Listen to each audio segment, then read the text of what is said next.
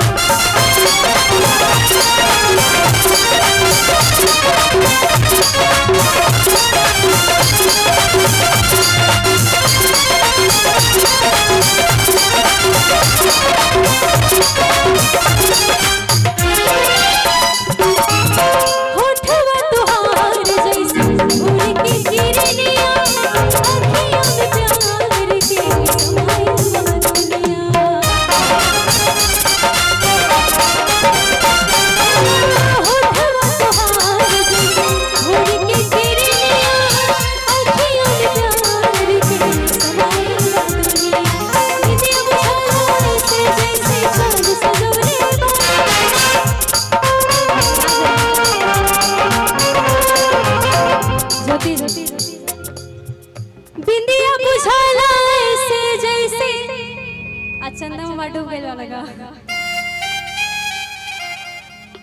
चांद छुपा बादल में शर्मा के मेरी जाना।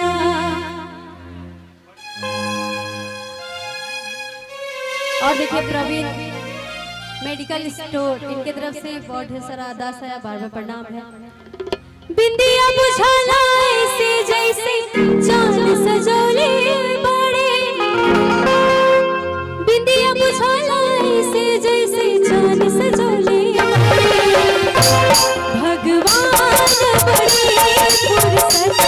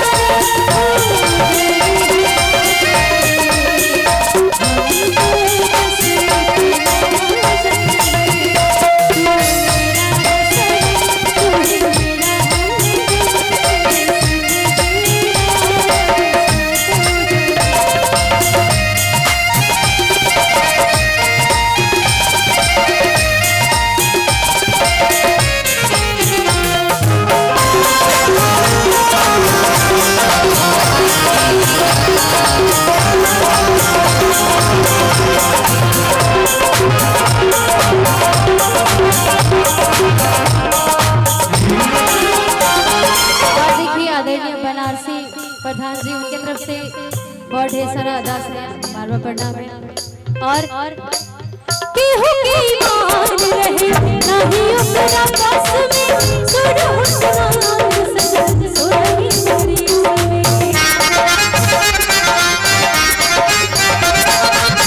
केहू के ईमान रहे नहीं ओकरा पास में सुर हुस्न सजन सोरही में।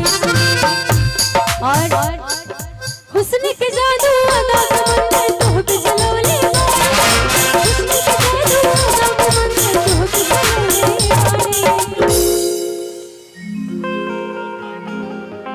और देखिए संतोष मास्टर साहब जी की तरफ से बहुत ढेर सारा अदा है।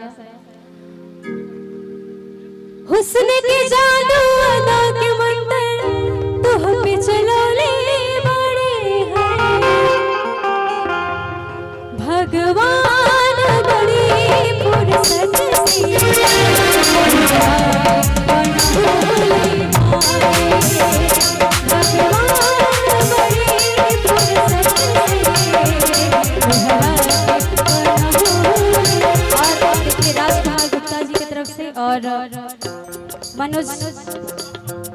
भास्कर,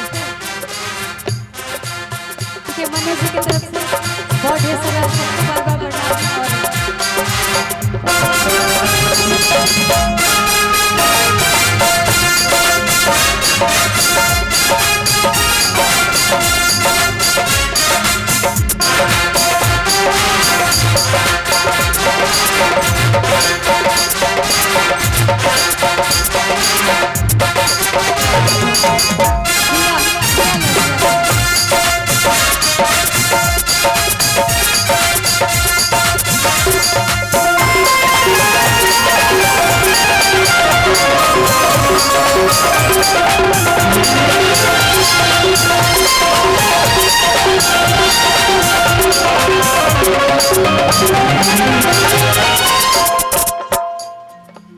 लेकिन अब भाव चेंज करके